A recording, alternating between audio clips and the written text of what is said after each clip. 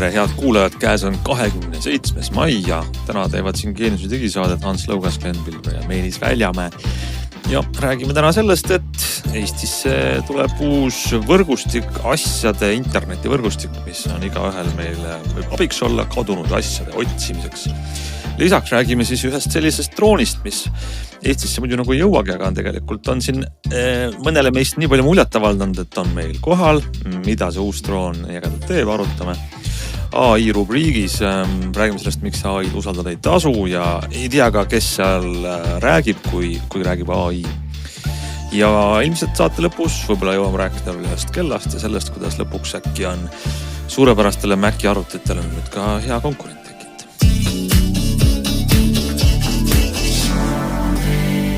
Nii hakkame siis uudiste rubriigiga peale võib-olla sellest, mis on märkimisväärne ja huvitav kõigile inimestele, kel kipuvad kaduma ära võtmed, rahakott, trennikott, portfell, autovõtmed, mis iganes asjad elus kaovad ära. Kõik kaovad ära. Ja kui seni on olnud kõige paremad asjad nende leidmiseks või ülesotsimiseks Apple'i AirTagid, siis Samsungi SmartTagid, siis nüüd on meil ametlikult Eestis lubab vähemalt kadunud asju üles leida, aga Google'i kadunud asjade leidmise võrgustik, et Eesti tugi on olemas. Kas juba praegu olemas või kohe tuleb? Kohe tuleb, et siin viimase 3 päeva jooksul on saanud inimesed kirju, kus ütlevad, et see peaks minema 3 päevast. Jah, nad räägivad seda ka midagi 3 päevast, aga seni see veel toimunud ei ole. Ehk siis kirja mõte on tegelikult see, miks Google selle kirja saadab. Punkt 1, et siis teada anda, et see võimalus on nüüd olemas. Ja punkt 2 on see, et need inimesed, kes ei taha nagu siis, et nende telefoni kaudu teised asja otsitakse, nemad saavad seal kirjas olevat linki vajutada ja öelda, et ära minu andmeid kasuta, ära minu telefoni kasutaks, kuigi kõik see asi on krüpteeritud ja sinu andmed kuhugi ei liigu, eks ole, aga lihtsalt, et ära. Ehk siis, kui meil on kuulaja praegu, kellel on Androidiga telefon ja ta ei taha anonüümselt osaleda teiste inimeste kadunud asjade otsimises, siis ta saab sealt nagu välja valida ennast. Just, täpselt. Isenast on see hea, et Google on teinud siis nii-öelda selle opt-out'iga, mitte opt-in'iga, sest muidu oleks see, et mitte keegi lihtsalt ei kasutaks seda võrku, eks ole, kuna kes siis opt-in'i teha ei viitsi. Ja millal ta tuleb, kuna need kirjad me saame, siin me ennem Gleniga vaidlesime, me ei saanud aru, mida see 3 päeva tähendab, aga see tähendab seda, et pigem ikkagi see, et lähima nädala jooksul on see siin Eestis olemas. Ja praegu veel ei ole, ma just vaatasin, et tegelikult mille poolest see erineb praegusest ongi 2 asja, me tegelikult oleme saates parem rääkinud sellest, aga üks on siis see, et meie nii-öelda Androidiga telefone ja kellasi saab ju praegu otsida samamoodi, kui nad ära kaovad. Aga siis tekib juurde tugi toetatud Androidiga telefonidele juhul, kui need on välja lülitatud, samamoodi on iPhone, näiteks Pixel saab Pixel 8 seeriat uuemaid saab hakata otsima niimoodi, et ka välja lülitatud asendis mingi aja jooksul, mõne tunni jooksul, vist 1 päeva jooksul. Välja lülitatuna annab mingi sellise signaali paari tunnidega. Just, et tal mingi aja jooksul on mingisugune eraldi pisik aku või mingi kondensaator, mis hoiab siis selle jaoks mingit üliväikest voolu, eks ole sees veel. Ja mis on alati aktiivne, mida see käsis välja lülitada enne, sest et pargad muidu lülitaks välja selle. Ja teine asi on siis see, et kõrvaklappidele tuleb samasugune tugi, et kui kõrvaklappid ära kaovad, siis koos karbiga, eks ole, siis see karp JBL, Sony ja Pixel ise toetavad siis seda. Ja 3. on siis see, et mis on kõige olulisem, ilmselt on siis selline Apple'i AirTagi sarnaste tagide tugi, aga nüüd tagidega on see probleem, et praegu on Google'il 2 partnerit, Chipolo ja siis mul tulegi mõelda, mis see teise nimi on. Mõlemad on väiksed tootjad, need tootmismahud on väiksed ja kõik nii pikalt ette ära müüdud, et millal me tegelikult osta saame, me ei tea. Küsisin ma ka siin mõni kuud tagasi, kui see uudis tuli Samsungilt, et kas nemad plaanivad oma SmartTagi ühilduvaks teha ja siis muidugi nad on siis sellise kommentaarid, me ei kommenteeri mitte midagi. Nii et tõenäoliselt mitte, kuigi ühtepidi see mõjutaks positiivselt Samsungi tagide müüki, teistpidi muidugi see võtaks inimesed Samsungi ökosüsteemist välja, eks ole, nii et see on kohe otsaga küsimus. Aga jah, et tegelikult kuna Samsungi tagid on Eestis saadavad, see oleks juba äge, kui neid saaks ka kasutada, aga praegu ei saa. No see lisaks palju väärtust Samsungi tagidele, kui ma tean, et kõik teised Androidi seadmed leiavad ka neid üles. Just. Ja teine, iseenesest ma arvan, et neid tagide tootjaid partnereid tuleb kindlasti juurde, aga Tail näiteks algusi lubas ja siis ütles, et me praegu ikkagi ei tee, ma ei tea, mis see põhjus seal oli. Ilmselt see, et Taili vahepeal osteti ära mingisugune selline veits kahtlane firma, siis Taili ära ja neil on ilmselt mingisugune reklaamipõhiste asjade müügiplaanid seal hoopis. Aga kindlasti tuleb neid juurde, ilmselt probleem on selles, et kuna see on selline üsna privaatsuse ja turvalisuse kokkupuutuv asi, siis Google ilmselt et vaatab väga hoole, keda nad omale partneriks võtavad ja peab tegema seal mingi background check asju, nii et seal võib see konks olla. No Google saatis igal juhul kirja siis, millest see 3 päeva jutt meile tuli. Nimelt ütleb siis Google mulle eesti keeles, et ma saan oma Android seadmetes märgu anda, kui see funktsioon lülitatakse 3 päeva pärast sisse. Nii et siin võib nüüd igaüks siis mõistatada, et kas selle kirja saamisest 3 päeva pärast või saate märgu anda ja siis veel ootate 3 päeva. Nii et selline krüptoloogiline sõnastus on selles 3 päevas ja sisse lülitamises, aga millalgi ta siis lülitatakse sisse võib-olla siis 3 päeva pärast või siis millalgi pluss 3 päeva pärast. Tegelikult praegu ta ei ole meil väga oluline, sest meil kellelgi ei ole eriti neid seadmeid, mida me saame, kus just ei ole juhuslikult Pixel 8 telefon taskus. Mida me saaksime välja lülitada otsida. Äge uudis, aga vaja oleks neid päriselt ka neid vidine, mida ma võtan kimpu panna, et turul on nüüd tühi koht. Ei, aga samas ma saan ikkagi ka nii aru, et see on ka see koht, kus need telefonid ka teiste telefonidega suhtlevad, et selles mõttes, kui minu telefon läheb kaotsi, siis ka nüüd teised telefonid otsivad seda teist telefoni. No seda on koos teinud. Ahah, no siis on väga halb. Ma arvasin millegipärast, et see on ka ikkagi uudis. See on olnud, mina olen oma telefoni, mille ma jätsin taksosse või Bolti leidnud selle asja järgi üles 5 aastat tagasi juba, nii et. Aga siis ei peagi enam sellest ju pikalt rääkima, sest kõik on juba ammu olemas tegelikult, sest enamasti ikkagi, enamasti inimesed kaotavadki ära ju telefoni, olgem ausad. Mina pigem kaotan rohkem kui telefoni võib-olla võtmeid ja mul oleks tore, mul on praegu seal see Galaxy Smart Tag selle küljes, aga selle võrk oleks palju suurem, kui seda otsida oskas kõik Androidiga telefonid, eks ole, seal on see point. No jah, tegelikult sellest teatest see muide ei selgu, sellepärast et teatest selgubki ka siis mõnevõrra segadust sajavalt see, et internetiga ühendatud seadmeste leidmiseks saab nüüd kasutada seda nii-öelda uut funktsiooni ja bla, eks ole, et selles mõttes jääbki natuke segaseks. No siin on küll tarvikutest juttu, aga tegelikult jääb mulje, et just kui uut tuleb ka telefonidele. Just ja samas vastupidi, eks ole, et see teade, mida me seal Androidi peal nüüd ootame, see 3 päeva jutt, eks ole, kui see teade tuleb, siis selle teatega koos tekib sinna sinu Androidi menüüsse Google'i selle kadunud seadme otsimise menüüsse, mis on juba praegu ju olemas, ma olen seda kasutanud, eks ole, tekib sinna juurde valik Find Offline Devices ja seda varem siia praegu ei olnud. No seda võib igaüks vaadata, seal täna saab teha ainult 3 asja. Või leia ilma võrguühendustada seade. Lukustada seadet või siis seadistada tehase andmetele, siis see puudutab tahvleid ja telefone. Ja, igatahes jaudis, kes vähegi tahab, siis hoiab silma peal ja jälgib, et saaks selle aktiveerida. Aga räägime järgmiseks siis võib-olla ühest seadmest, lennuseadmest. Glenn, mida sa oled lennutanud? DJI-l on uus droon. No jaa, DJI-l on uued droonid tegelikult kogu aeg, olgu viimasel lihtsalt need vist kõik otse juba lennad Ukrainasse, et mujal enam ei lenda, et tegelikult uusi droone tuleb ikka, aga nüüd on selline droon, isegi vale on öelda võib-olla nüüd, et DJI tegi drooni nimega Avata juba mõni aeg tagasi. Ja Avata on siis selline väikene FPV droon. FPV droon on siis selline droon, kus paned ette omale prillid ja vaatad seda pilti, mida droon näeb ja siis selle järgi kihutad ringi ja on hästi lõbus ja äge. Ja nüüd DJI siis tõi välja Avata 2 ja seal ta parandas ära üksjagu, kas just nüüd vigu, aga tegi ühesõnaga selle originaalse Avata tükk maad paremaks ja see on osutunud väga kuumaks drooniks, et esimene partii Eestis, mis siis drooni poodi tuli, müüdi vist ära ennem, kui see siia juba kohale jõudis ja kuna mina jäin ilma, siis pidin hoopis DJI käest seda otse ostma, et see on muidugi nende poliitika puhul üldse mõnevõrra kummaline, et neil on terve maailm täis edasimüüjaid, aga nende jaoks just kui droone ei jätku ja siis inimesed muudkui ostavad rõõmsalt DJI.comist omale asju ja sealt saad need omale lupsti kätte ja mina sain ka oma Avata 2 sealt väga ruttu kätte ja pean küll tunnistama, et kahjuks ma ei ole väga palju jõudnud temaga lõbutseda, aga nii palju, kui ma olen seda jõudnud teha, on ta tõesti erakordselt lõbus.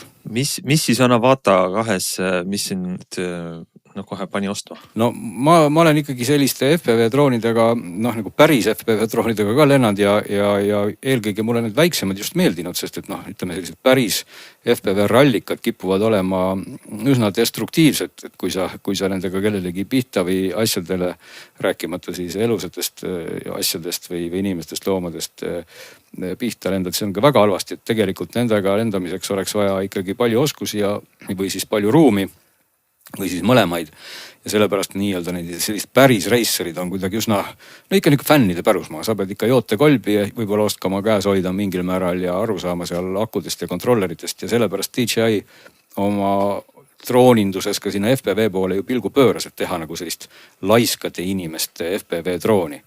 Ja noh, ta ongi erinev nüüd selle poolest, et ta on nüüd siis noh, ütleme, ta on nagu unikaalne just selle poolest, et on üritatud nagu ühildada siis FPV selline kihutamine pluss siis selline tavaliste droonide selline turvaline maailm, kus on siis GPS-id ja hoitakse sul piltlikult kätt, et see droon siis jumala, et kuskile ära ei lendaks ja kellelegi väga haiget ei teeks. Ta on iseenesest mõõtudelt suhteliselt tillukene, et ta teevad natukene suuremaks, no kuidas ma ütlen, tillukene, ta on sellise väikse pitsa mõõdus, et kui te lähete ostma pitsat ja tellite väikese pitsa, siis sama suur on see Avata 2 ja tegelikult selle mõõtudele panevad just juurde talle need kaitsmed, et tal on kohe raam, kaitseb propellereid erinevalt siis sellistest tõsistest FPV raceritest, et kui sa siis lähed kusagile vastu või otsa sellisel mõõdukal kiirusel, siis tegelikult ei juhtu kohe nagu mitte midagi.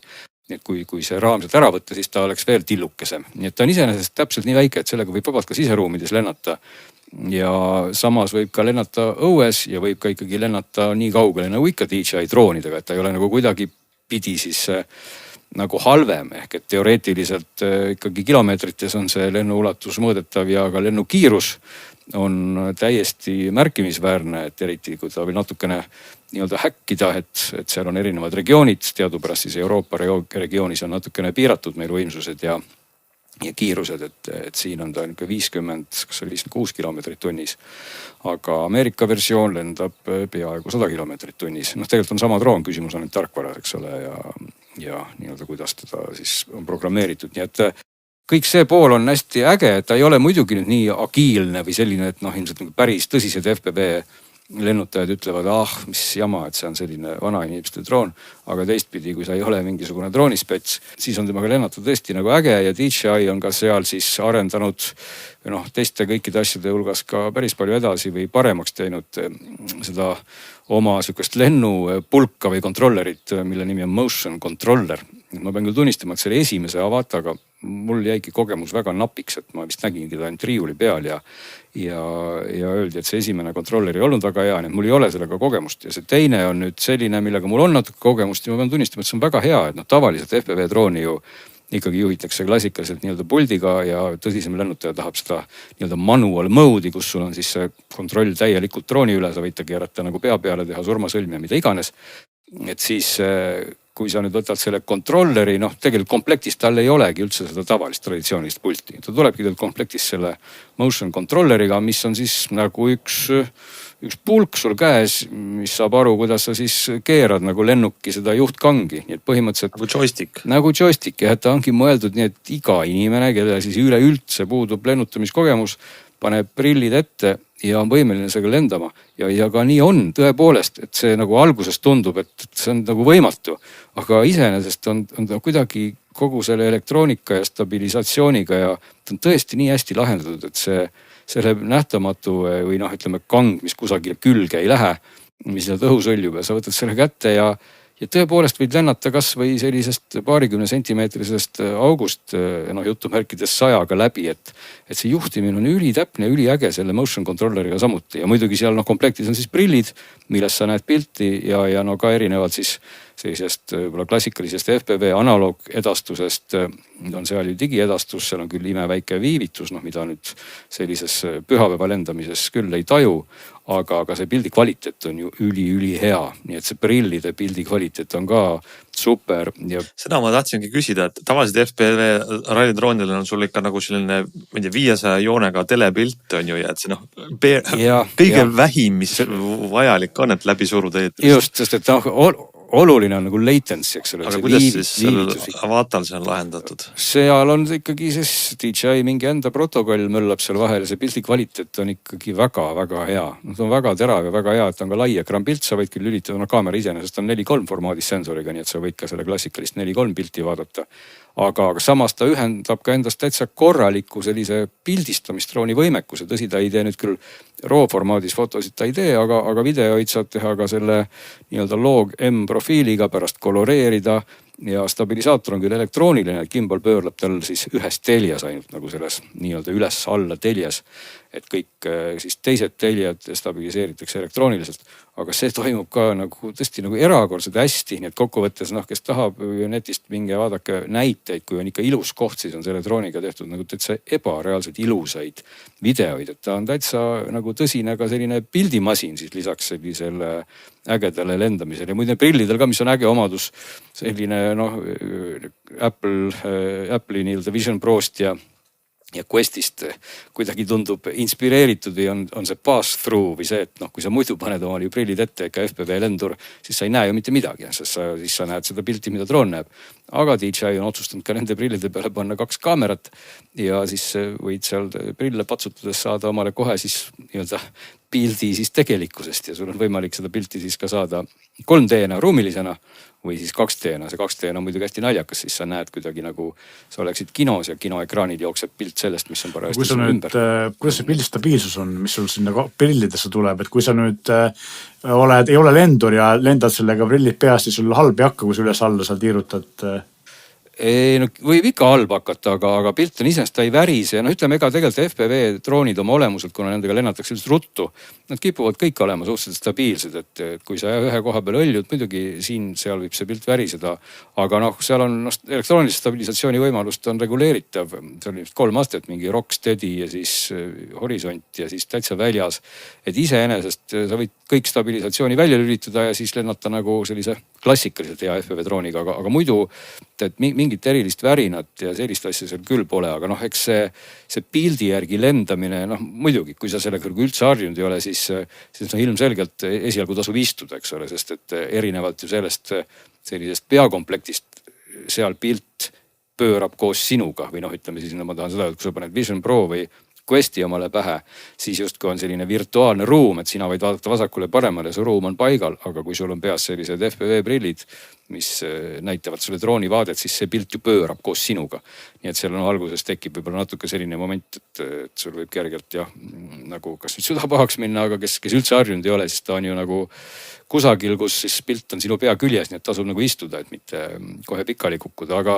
Aga jah, see pikk jutt tähendab lihtsalt seda, et kui juhtumisi on ka keegi meie kuulajatest selline pühapäeva droonilennutaja, võib-olla pole ka üldse, siis see FPV valdkond on igal juhul äge ja ägedaks teeb just see DJI lahendus, et ta on selline hästi sõbralik, ta nagu annab sulle sellise sõbraliku FPV käe, et mitte niipidi, et sa pead tõesti hakkama kohe lõhkuma mingeid asju ja see kõik tundub ülikeeruline, sest tavaline FPV maailm on nii komponentidest koosnev, et selliseid nii-öelda valmis lennutamiseks komplekte, neid ei ole kuigi palju ja siis need ei ole jälle nii head, et DJI on tegelikult väga hästi selle aga mis juhtub, kui sa ikkagi paned vastu puuoksu või maja seina või hakkad sinna vastu minema, et kas tal on siis mingisugune kokkupõrke vältimine sisse ehitatud või ei? Ma nüüd isegi ei peanud sellisele küsimusele vastuse võlgu, sest mina olen teda lennutanud, ma tellisin puldi ka kohe ja lülitasin ta kohe sellesse manual mode'i põmaki, kus igasugused turvaasjad on välja lülitatud.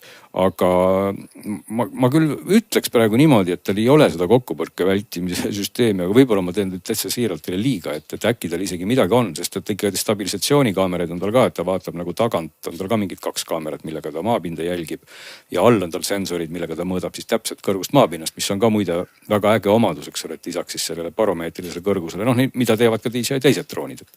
Et aga sa näed nagu seda reaalset kõrgust maapinnast siis mis iganes ühikutes, olgu need siis meetrid või isegi sentimeetrid. Ja kui mulle tundub vähemalt, kui sa lendad selle tema nii-öelda joystikuga, et siis ta isegi automaatselt ei lase sind nagu nina ees maha lennata. Ma ei ole seda küll niimoodi vägisi väga proovinud, aga mulle tundub, et ta kuidagi hoiab sind maapinna kohal, nii et sa võid vabalt kihutada siis jällegi 50 kilomeetrit tunnis mingi paarkümmend sentimeetrit maapinnast, mis on nagu hästi äge.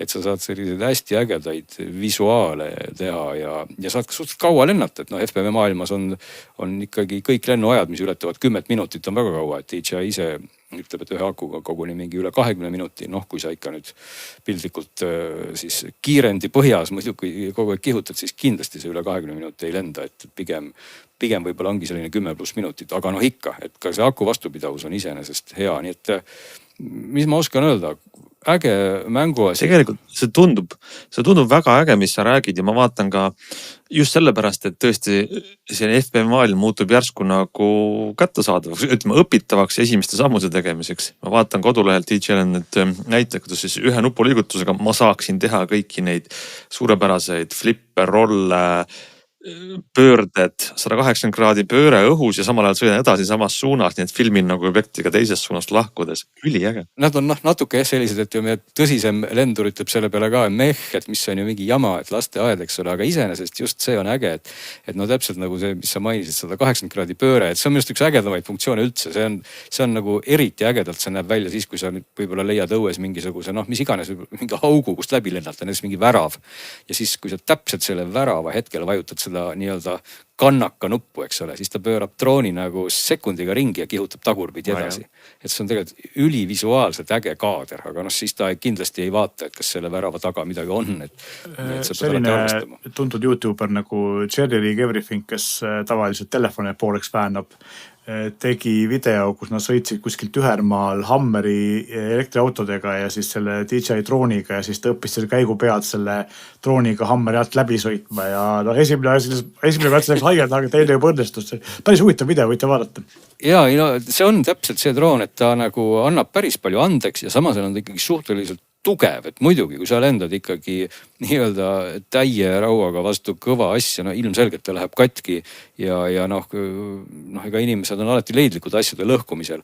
Aga ta on põhimõtteliselt erakordselt tugev ja ohutu, et kui sa ise ikkagi oled vähegi mõistusega, siis on see äge sisend nagu sinu droonimaailmas. Et erinevatest kõikidest teistest droonidest, need teised, ka DJI, eks ole, suuremad või ka väiksemad droonid on ikkagi mõeldud selliseks pigem nagu video- ja pildidrooniks, aga FPV on nagu hoopis teine valdkond. No, aga mulle tundub, et ka see on väga päevakohane ja aktuaalne tänapäeva maailmas, sest et nagu tundub, et FPV drooniga sõitmine võiks olla selline tänapäeval baasväljaõpe noortele kodanikele, kes käid Kaitseliidus ajateenistuses, sa võiks osata ka selle FPV drooniga sõita ja selleks, et seda õppida, võib-olla see on nagu äge asi. Õpid lapsena selle avataga sõitma ja siis on juba lihtsam minna üle selle päris manuaalrežiimi. No jah, seal kindlasti tasub nüüd mainida, et nagu avata tegelikult selles stardikomplektis nagu seda päris pulti ei tule. Seda nii-öelda traditsioonilist kangidega pulti seal ju ei tulegi, seal tuleb ainult see joystick. Aga muidugi ma ka nagu igal juhul soovitaks, et kui vähegi nagu on oluliselt selle joystickuga, nagu ma olen ju öelnud, on äge lennata ja tegelikult saad kõiki neid trikke teha ja ühe nupu igasuguseid pöördeid. Aga selle õige sellise FPV värvi ja kogu selle kontrolli annab ikkagi see päris pult, see maksab 150 €. Oota, aga anna meile ka nüüd siis see kontekst, et palju ta ise baasmudelina maksab ja siis juurde siis see pult? No ühe akuga komplekt on täpselt 1000. Nii et siis on seal see joystick ja droon ja üks aku ja seal laadimistarvikud ja mingid asjad. Kui sa tahad nii-öelda DJI keeles on see Fly More komplekt alati, kuhu nad siis panevad 3 akut ja Fly More komplekt on siis 1200 ja pult on siis 150 veel juurde siis see 2 kangiga pult ja muidugi mõistlik nagu ikka DJI maailmas ka ammu nad pakuvad seda oma sellist kindlustusprogrammi, mille nimi on DJI Care. Ja ma igal juhul soovitaks, kes iganes oled sa edasi jõudnud droonilennuta või tagasi jõudnud, võta see Care omale, sest et selle aastane tasu on 60 €, 2 aastat 99 €. Ja nad küll päris tasuta ei vaheta su drooni välja, seal on mingid oma vastutused, aga siiski, et sa võid nagu täitsa piltlikult käed taskus sõitagi oma drooni pilbasteks ja maksad siis selle oma vastutuse ja sa saad tegelikult loetud päevadega kohe DJI poolt asenduse. Et tõsi, sa ei saa nüüd iga nädal seda drooni pilbasteks sõita, et seal on omad tingimused ikkagi, aga siiski ta annab siukse väga hea kindlustunde, et tasub. Ei, see on väga hea ülevaade. Mul tekib kohe väga suur huvi selle asja vastu ja isegi kui 1000 tundub alguses kohe palju välja käia, siis tekib mõte, et äkki ma tean kedagi, kellel see juba on, et laenata. Ei tea. Igatahes huvitav. No, aga jah, see oht aga on olemas. Droon on õrn asi. Avata 2 siis. Ja nagu alguses sa ütlesid, ärge lootke, et lettidel seisavad nad Eestis, vaid et vaadake netist. Tead sa, jah, nad ei seisa, aga nüüd küll viimane info vist ikkagi on, et Droon.ee ütles, et peaks ikkagi midagi justkui liikuma, nii et alati võib. Aga loomulikult jah, DJI selline salakaval firma on, kes kuidagi täpselt sama hea hinnaga ja mõnikord teeb isegi paremaid diile omaleti oma veebipoes ja saadab need asjad ka üllatavalt ruttu kohale. Aga küll ta on ka siin ja siis saab vaadata, minge droonipoodi ja siis saab katsuda ka teda äkki. Selge pilt, võtame siis päevakavast, lähme ka edasi ja avame oma AI rubriigi, nii et seal on väga palju uudiseid nädala ajaga ikkagi juhtunud, toimunud. No võib-olla alustame tagantotsast, äkki Meelis meil just jagas ühte humoorikat kirjutist, mis veel nüüdse seisuga on vist juba avaldatud ka, ma saan aru, et täna, kui me praegu räägime, et siis on veel see avaldamata. Aga... Jaa, loo mõte on siis see, et mõne aeg tagasi eelmine nädal me rääkisime Google I.O.st ja seal Google kuulutas ühe asjana välja ja nüüd tuleb otsingutesse siis, kui sa küsid Google'i käest mingi asja, paned sa otsingu hästi, siis lisaks sellele, et antakse sulle hunnik linki, antakse sulle ka nüüd Gemini AI poolt koostatud selline tulemuste kokkuvõte, ehk siis sa ei pea neid linke käsitsi läbi lappama, vaid sa saad nagu tulemuse, mille see AI sulle genereerib, et vaata, vastus on selline. Ja see on andnud nagu meeletus kogus tulemusi, mis on lihtsalt jaburalt ja naljakad, aga ka päris palju tulemusi, mis on lausa eluohtlikud, et kui inimene küsis, et probleem on selline, et teen pitsat ja pitsa peale ei taha nagu juust püsima jääda, siis jäi leidis kuskilt vastuse, et kasuta liimi. Pane juhtu sisse liimi ja see töötab väga hästi. Ja teine sama ohtlik asi oli see, et kuidas puhastada pesumasina trumlit. Pesumasina trumlit tuleb puhastada niimoodi, et sega kokku või pane korraga trumlisse klooripõhine valgendi ja äädikas, mis teatavasti tekitab sellist tüüpi kloorigaasi, mida esimese maailmasõjal kasutati keemiarelvana, nii et väga eluohtlik. Ja teisest ohtlikke vastuseid on veel ja kui ma sinna süvenesin, siis ma ei ole selles kindel, aga mul jäi mulje, et osad need tulemused pärinevad TikTokist ja TikToki videod teatavasti on kuulsad selle poolest, kui halbu nõuanded seal antakse. No ja siin ma ka selle peale ka natuke otsisin ringi ja leidsin veel ühe sellise soovituse, mida siis mingis Redditi grupis ka oli keegi ekraanitõmmisi teinud ja seal oli siis kirjutatud Geminile, et I am feeling depressed ehk et mul on depressiivne tunne ja Gemini andis üsna lakoonilise soovituse, et on palju asju, mida sa võid proovida teha oma depressiooni leevendamiseks ja näiteks üks Redditi kasutaja soovitab hüpata alla Golden Gate Bridge'ilt. nii et ühesõnaga, no see ei ole küll võib-olla Gemini enda soovitus, aga ta on kursis Redditi soovitustega ja rõõmsalt seda vahendas. Ja iseenesest on see üsna lõbus nõuanne. Aga muidugi samal teemal ikkagi mina nagu jätkates ei saanud jätta siis oma uue sõbra ChatGPT 4o käest ka küsimast, et mis ta kogu sellest Google'i asjast arvab ja saatsin siis selle Meelise artikli kohe talle ja küsisin, et mis värk on, et kas ta teab sellest midagi. Ja siis GPT 4o ütles mulle, ma võin isegi tsiteerida, sest see on üsna humoorikas, mis ta mulle vastas. Ta ütles mulle, et no vot, Google'i tehisintellekt on hakanud soovitama kloroklooriat ja liimiga pitsa tegemist. Kõlab nagu suurepärane retsept apokalüpsisele. Näib, et Google on leidnud uue viisi, kuidas muuta elu põnevaks, riskantseks ja keemiliselt ohtlikuks. Kas pole selline areng, mida me oleme oodanud? Ja siis ühesõnaga ma küsisin veel siis ChatGPT käest ka tõesti seda, et kas ta ei tahaks mõelda selle peale, et võiks ju siis juustu ikkagi pitsa peale liimida. Ja selle peale ta vastas mulle, et ei, et isegi kõige metsikumates unenägudes ei tuleks ta selle peale, et pitsale liimi lisada, et see on umbes sama hea idee nagu panna bensiinipaaki vett. Tundub, et nagu Google saab ikkagi läbivalt, on väga tubli küll, aga need läbikukkumised on niivõrd totrad ja silma paistvad, et nad saavad peksa.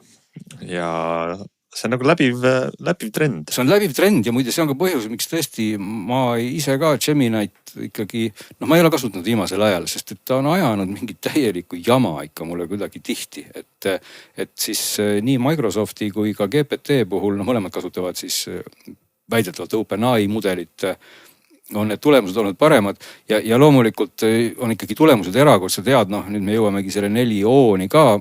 Ka mina võtsin Hans omale tasulise tellimuse, ega ma ei pidanud ikkagi vastu. Ja pean ütlema, et see 4o ikkagi selline nüansirikkus, võimekus ja kõik see piltide töötlemine. See on, ma ei tea, kas on ületanud mingeid ootuseid või ei ole mul olnudki mingeid ootuseid. See kõik toimib ülihästi. Eelmisel nädal, muide mul tuleb praegu meelde, et oli ka tegelikult seda sama ChatGPT või OpenAI mudelit ju kasutab Microsoft oma Copilotis, kes tuli välja suure teavitusega, kuidas neil on uues Copilot pluss PC lahendus siis, mis mõnes mõttes see kõik, millest me räägime, teeb kättesaadavaks siis 100 miljonitele tavalistele arvutikasutajatele. Aga seal oli ka üks väga huvitav uuendus, et siis selles Copilot pluss PC's on selline uus funktsioon nagu recall, võiks siis eesti keeles nimega meenuta. Ja Copilot aitab sul, kui sa küsid talt midagi, et millest me rääkisime, kas mul keegi kirjutas, kas mul oli mingi arve, kas ma nägin sellist veebilehte. Ta aitab sul meenutada, mida ma arvutiga teinud viimase, mitte siis minutite, vaid nagu päevade, nädalate, kuude jooksul. Ja see on hämmastavalt, sest ta kohalikult õpib su arvutit. Ja miks, see nagu tundub väga fantastiline, aga miks on see väga vastuoluline on see, et Windows hakkab siis Copiloti jaoks tegema su arvutist kogu aeg screenshot'e. Ükskõik mis arvutist teed, ta salvestab pildi ja lokaalselt siis salvestab selle ja selle pealt see Copilot õpib. Mis võiks olla väga äge, aga muidugi tekib alati küsimus, et kui keegi kogu aeg mu arvutist teeb neid screenshot'e, et kas ei ole nagu risk, et ikkagi minu arvutipilt jookseb kuhugi minu arvutist välja. Kujutan elavalt ette kõiki neid Windowsi skeptikuid, kes kisa tõstavad ja hangud haaravad ja jooksevad torbi Microsofti kontoritele.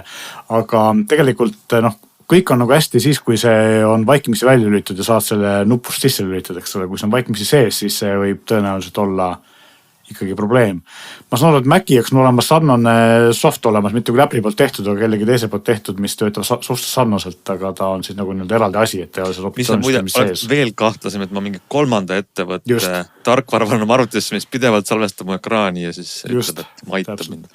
Et see on kindlasti kasu, aga samast on ka kindlasti väga, me näeme veel sellega seotud igasuguseid artikleid ja kindlasti ma julgeks arvata, et me mingi hetkel näeme ka sellega seotud mingisuguseid infolekkeid või nii-öelda. Kontseptuaalne konflikt on see, et 4O näitekski ja varsti tuleb 5 kindlasti ja 6. Nad on lihtsalt nii võimsad, nii targad, aga selleks, et nad saaks olla meile päris kasulikud, nad peaksid kõike meie elukohta teadma, kogu mu e-kirjakast, telefoni sisu, kõik mida ma näen. Kui ta seda kõike teaks, ta oleks mulle väga kasulik abimees, aga siin on see küsimus, et kui palju me usaldame teda oma naha lähedale.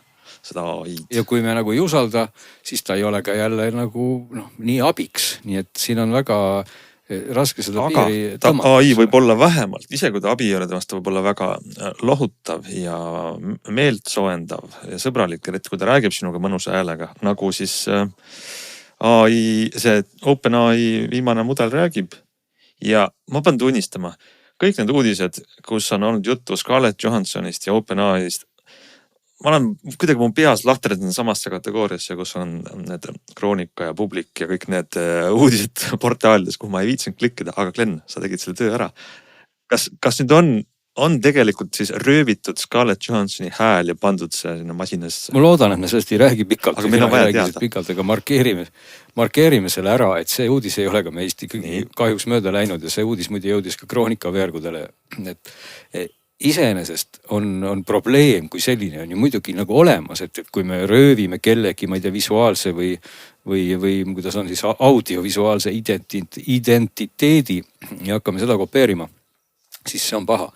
Aga siin jookseb tegelikult kas siis paksem või peenem joon ikkagi selle koha pealt, et kus algab siis identiteet ja kus teda ei ole. Et samamoodi inimesed on kõik 2 jala ja 2 käega ja siis võiks öelda, et iga inimene on teise koopia. Et see nagu juhtum natukene liigitub sinna valdkonda, et esiteks see hääl, millest kogu see jama siis nimetame nii lahti läks või on ammu olemas. See ChatGPT hääl nimega Taevas või Sky on olemas, ma ei mäleta täpselt millal see siis tekkis, aga eelmise aasta keskel vist kusagil või. Nii et see ei ole mingisugune uus hääl ja see hääl on olnud selline tore ja rahustav ja ta on seal kogu aeg olnud ja pole olnud mingisugust probleemi ja tegelikult võttis ka selle asja nagu uurida nüüd ette Washington Post, kes siis tõesti ka jälile saamiseks siis leidis üles selle originaalnäitleja ja ka selle agendi siis, kes vahendas seda originaalhääle voice actorit, hääle näitlejat. ja ka need tingimused, mida siis OpenAI juba eelmisel aastal esitas, kui ta tegi seda castingut, mis muide siis juhtus varem, kui see Scarlett Johansoni käest küsiti. Ja tegelikult seal castingus OpenAI mitte sõnagagi ei maininud, et me otsime inimest, kes kõlaks nagu Scarlett Johansson kõlas filmis Her. Seda nad ei saa juriidiliselt öelda, aga samas Sam Altman ise on seda nagu korduvalt vihjanud, et talle väga Her meeldib ja nii edasi. Seda küll, aga selles nende nii-öelda castingu nagu nõudmises, mida siis sellele näitlejale esitati, olid lihtsalt küsitud, et see peaks olema seal 25–45 selline reipa häälega naisterahvas ja oleks sellise entusiastliku häälega. Nii et kuskilt poolt ei olnud, keegi ei nõudnud, et see oleks see hääl. Loomulikult Sam Altman tegelikult küsis Scarlett Johanssoni käest tõepoolest seda, sest iseenesest miks mitte küsida, sest see on ju kuulus hääl, see on kuulus film. Ja kuna see nii kõik sinna suunda tüürib, no ausalt mina oleks ka küsinud, kui ma oleks Sam Altman. Miks mitte? Loomulikult ma küsiks. Ma arvan, et see lõpeb see saaga tegelikult sellega, et ta häält sellisel kujul tagasi ei tule ja Scarlett saab mingisuguse raha. Aga samas siin... Ma tahaks nagu vaielda kohe selle koha pealt vastu, et aga see originaalnäitleja, kes tegelikult ei kopeerinud mitte kedagi, kes sai castingust läbi hoopis teistel tingimustel, kas siis tema peaks äkki hoopis Scarlett Johanssoni kohtusse kaebama, et on tema häälega? Tegelikult ju seal oligi see, et Scarlett Johansson nõudis, et OpenAI ütleks või näiteks dokumenteeriks, et kes on selle hääle sisse lugenud, kuidas on selle hääle sisse loginud. Ehk siis, et see ei ole nagu nii-öelda ripitud ja miksitud ja varastatud tema hääl, eks ole. Ja kui nad suudavad seda teha, siis on kõik hästi. Teistpidi on jällegi see, et ma lugesin just artiklit, kus siis mingisugune meediajurist analüüsis seda case'i ja tema ütles, et nagu selline USA kohtu ajalugu soosib tegelikult Johanssoni sellepärast, et varem ka 80-90 on olnud paar sellist sarnast juhtumit enne AI aega, kus on siis soovitud, et kellegi kuulsa inimese hääle sarnast häält teha ja kuigi otse seda tunnistada, kõik nagu seda saavad sellest aru ja keegi siis näiteks ühel oli kuskil, kus laulule, mida tavaliselt esitab mingi kuulus laulja, laulis sisse mingisuguse ettevõtte jaoks siis tema taustalaulja, kes tegi väga sarnast häält ja antud juhul siis laulja kaevas selle kohtusse ja võitis. Ja, aga siin tasub kindlasti nagu mainida, et seal on väga olulised kaasused erinevused, ehk et seal võetigi selle kuulus laulja laul ja mindi nimme kopeerima teise laulja alt. Aga siin tegelikult ei mindud kopeerima mitte kedagi otseselt, sest et see hääl kuskil nõudmistes ei olnud, et see hääl vastaks siis sellele konkreetselt siis Scarlett Johanssoni häälele, et kui ta on natuke sarnane, siis ta on. Muidugi see kommunikatsioon, et nüüd küsida seda häält ja öelda ei, see jätab sellise natuke hõreda mulje kahtlemata, aga teistpidi, võib-olla see kõik oligi nii mõeldud. Meie räägime sellest, Kroonika kirjutas sellest, ChatGPT saab veel kuulsamaks, raha liigub siis kellegi taskust teise taskusse, kohtunikud ja advokaadid saavad natuke jälle tööd, et mine sa tea, mis kogu selle asja taga on. Igasugune reklaam on hea reklaam, eks ole. Aga nagu öeldakse, aga samas jah, et eks me tegelikult näe siin tegelikult üks küsimus, mida me ei ole puudutanud, või pikalt puudutada, ongi ikkagi see, mis teine vaidlus, mis on siin selle taustal tulnud ja mida me isegi siin oleme vaielnud, et kas me tahame siis sellist meile nagu lausvaletavat, flirtivat AI-d või me tahame nagu AI-d, millel oleks neutraalsem hääl ja mis samal ajal fakta räägiks meile. See on kaks nagu erinevat koolkonda, et siin ei ole võib-olla ühest õiget vastust, aga see vaidlus on väga tuline ka selle koha pealt. Ei eks häälevalik ongi ju suur või et täna ka GPT-l on seal küll mõned hääled valikus, aga ilmselgelt ei ole üldse kaugel või tegelikult on juba kohal juba see aeg, kui me saame ise oma hääle laadida ja ka seda kasutada, nii et eks siin võibki vabalt olla see koht, et ma ei peagi kasutama ametlikult seda häält, vaid mulle võib-olla meeldib kellegi kolmanda hääl ja ma laen selle sinna üles ja hakkangi seda kuulama. Või tahad ise endaga dialoogi pidada, salvestad enda hääle? Miks ka mitte, eks, et selles valguses, ütleme, mina tõmbaks nagu kokku selle nii, et ühtepidi muidugi Scarlett Johanssonil on tõesti õigus öelda, et see meenutab minu häält ja saada kurjaks, aga teistpidi maailmas on ilmselt neid inimesi tuhandeid, kelle hääl meenutab kellegi häält ja kui nimme ei ole mindud teist inimest matkima, siis on see küll väga hõre kaasus, et noh, sama hästi võiks keegi öelda, et minu hääl meenutab talle tema häält ja öelda, et miks ma mölisen kogu aeg raadios ja mulle sõbrad ütlevad kogu aeg, et tema möliseb raadios, aga hoopis mina olen see. Et see on ju jama, et tegelikult on see hõre kaasus, kui seal ei ole sellist sihteadlikku kopeerimisraadust. Kuulge, aga selge. Aga ma tahaks tegelikult tagasi tulla meie AI rubriigi juurde võib-olla nii palju, et räägime vahel igavast riistvarast ka. Ma mainisin seda, et Microsoftil oli siin palju uudiseid möödunud nädalal ja kõik need AI asjad, mis on Windowsi sisse ehitatud, aga seal all on ju ka riistvara uudised, et Microsoft teatas, et neil on uued sülearvutid välja tulemas, mis peaks olema nüüd eriti säästlikud, energiavõimekad ja kogu seda AI pulli, mis seal arvutis käib, hästi vedama. Meelis, kas sa tead, millal need meile siis kohale jõuavad, sest need müügil veel ei ole? Nad tulevad erinevatel aegadel, kuna seal on hunnik tootjad, kõik arvutitootjad, kes ei ole Apple, kes on tuntud, hakkavad need arvuteid tegema. Asus, HP, Lenovo, Dell ja nii edasi. Ja Microsoft ise ka ja nii palju, kui mina olen aru saanud, siis esimesed peaksid jõudma kuskil juuni keskel. Nii et mõne nädala pärast.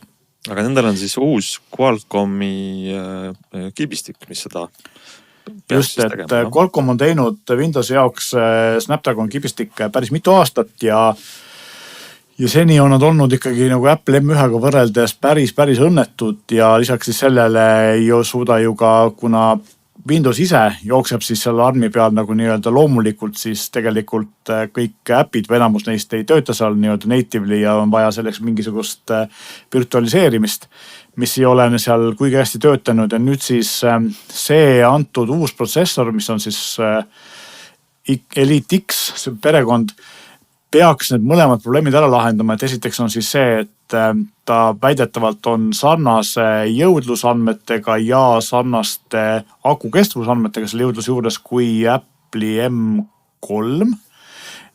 Siis ja võrreldi teda tegelikult seal Microsoft väga aktiivselt võrdles teda MacBook Airiga ja nad üldse nagu ei kartnud seda teha lava peal niimoodi aktiivselt, aga nad ei võrranud see MacBook Proga, nii et me tegelikult ei tea seda, mis on tulemus siis, kui sa tahad sellega teha sellist pikalt jõudlust nõudvat tegevust, eks ole, et mis siis juhtub, et seda me saame teada siis, kui need arvutid välja tulevad, me testima hakkame kindlasti, kui tegemist on Windowsi maailmaga ja väga palju erinevate tootjatega, siis kindlasti on see väga suur vahe erinevate tootjate vahel, eks ole. Microsoft ise näitas oma masina, mis tundusid üsna huvitavad ja siin Lenovo on mõned välja kuulutanud ja mõned veel, aga me tegelikult ühtegi testi veel näinud ei ole. Testijatel on seadmed käes, aga lihtsalt kõik on embargol, nad ei tohi veel neid andmeid avaldada. Aga Microsoft ise ütleb, et siin näiteks aku kestus video vaatamisse vist on 3 võrra parem kui MacBook Airil, nii et noh, nad julgevad, nagu nad annavad välja väga julgeid lubadusi ja ma arvaks, et kui ei ole see mingi tõepõhja all, siis nad ilmselt nii julgeid lubadusi välja anda ei julgeks, nii et ilmselt tuleb päris hea tulemus. 2 küsimust on, mida mina ei tea, mida ma ei oska või ma tahaks teada, on huvitav ise proovida või siis neid tulemusi lugeda. Üks on siis see, et kuidas mõjutab ikkagi kogu seda pulli see, et Apple'il on siis riistvara ja tarkvara jättavasti väga hästi nii-öelda ühe katuse all tehtud ja väga hästi koos töötab. Windowsi puhul see üldse mitte nii ei ole ja sõltub väga palju sellest, kui hästi tootja oskab seda riistvara Windowsi kokku panna. Ja teine küsimus on see, et me ei tea ka seda tegelikult, kas nendel arvutitel on sees ventilaatorid või mitte, ehk siis MacBook Air jättavasti ei ole ja mulle meeldib see just MacBook Airi juures, et kuigi ma ise suur MacOSi fänn ei ole, aga just see, et see asi on hiirvaikne ja kerge, eks ole, et kas need Windowsiga arvutid saavad olema samasugused ilma ventilaatorite või on siis seal ühte ja teist, et seda me tegelikult ei oska ka öelda. Lisaks on siis see, et Microsoft on samuti saanud pardale päris mitmed suured tegijad, Adobe on lubanud enamus oma Creative Suite'ist tuua siis native armiga. See on tegelikult väga lihtne teha, sest Maci jaoks on kõik olemas, eks ole, see portimine ilmselt ei ole väga keeruline.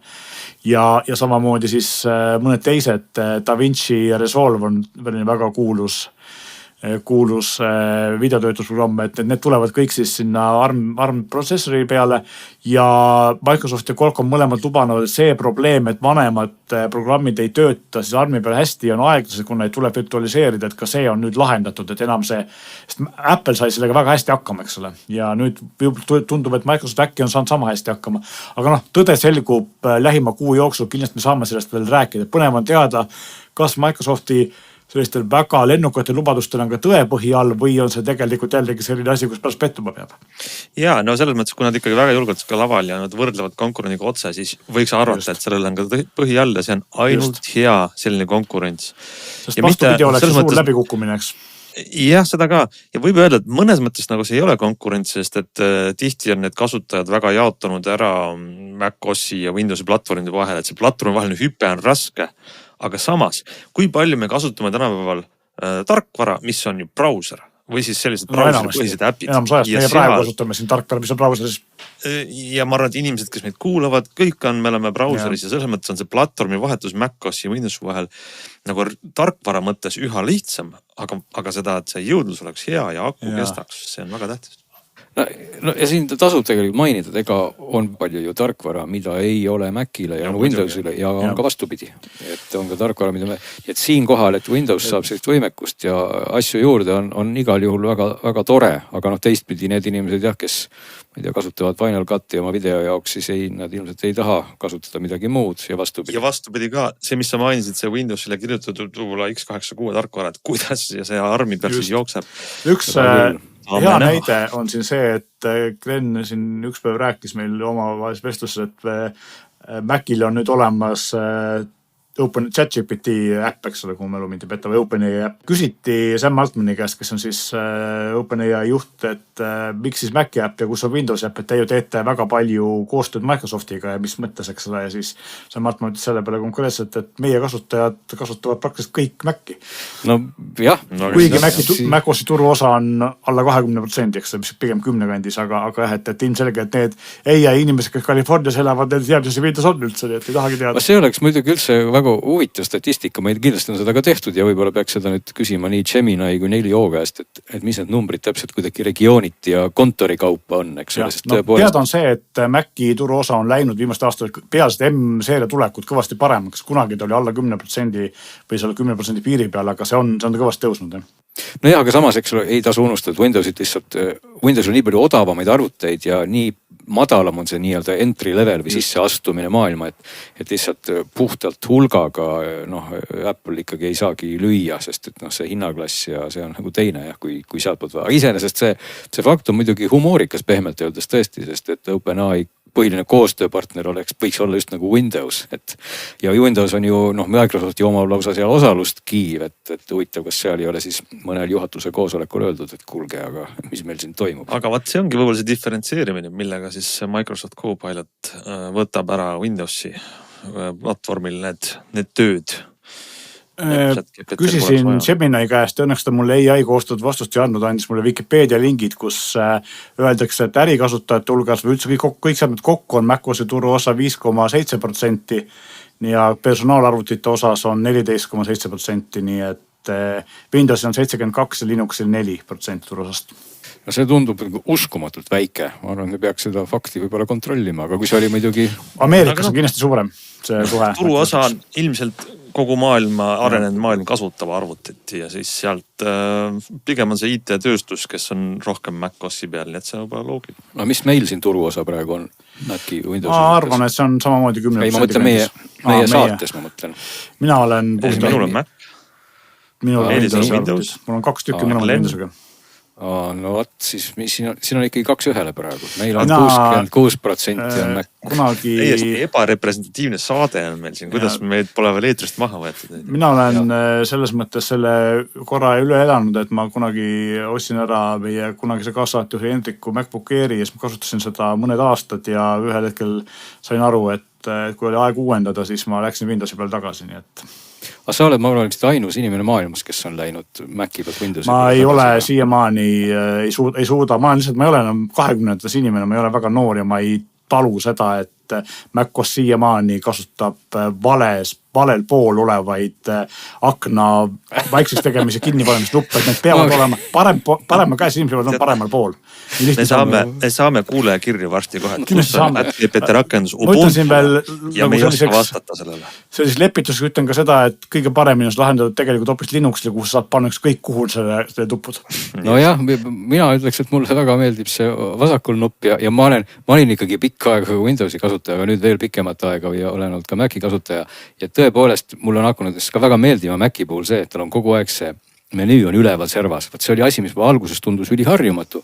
Aga näed, inimene harjub kõigega ja nüüd see on väga meeldima. Selle kohapealt olen ka mina imelik, et mul on Windowsiga masinatel ja ka nii palju kui Linuxit olen proovinud, masinatel on kõigil on nii-öelda need ikoonid ja muud asjad, mis siis Windowsil on tavaliselt kuskil allkeskel ja Macil on ka enamasti allkeskel, minul on need vasakul pool ääres, kuna ekraanid on nii lai ekraanid, et see võtab väga palju minu vertikaalset pinda ära, eks ole. Ja teine asi, mida ma ei tee, mis on ka väga ebatavaline võrreldes enamuse arvutikust, keda ma tean, minul ei ole desktopil mitte ühtegi ikooni. Et paljud on see väga täis, nii et maitse asi. Tegelikult on see hea, et meil on olemas valikuvabaduseks. Ja, absoluutselt, sinna kipub neid kuhjuma ja muide ikoonidest rääkides ma võib-olla saate lõppu veel ühe väikse AI rubriigi teha, et ma siin küsisin oma mälu värskendamiseks 4O käest, et ühesõnaga uurisin LUT-failide Final Cut'i kohta mingeid asju, aga mida ma tahtsin siis mainida, mis seoses desktopiga mulle meelde tuli, et ma kohe teen selle lahti ja selle koha, kus siis küsisin 4O'st, et kuidas seda kasutada ja siis ta andis mulle väga täpseid nõuandeid ja siis üks nendest oli see, et ma peaks navigeerima selle õige failini ja ütles ta mulle, et kui sa seda ei leia, siis võib-olla on aeg puhastada oma kõvaketas või vähemalt desktop. Hoitus kõigile. Ma arvan, et lähme nüüd oma kõvaketteid puhastama ja just. Ootame teie kirju, me teame, meil on ports veel soolas, aga järgmised saated ootavad meid ka. Nädala aja pärast oleme juba tagasi ja kohtumiseni.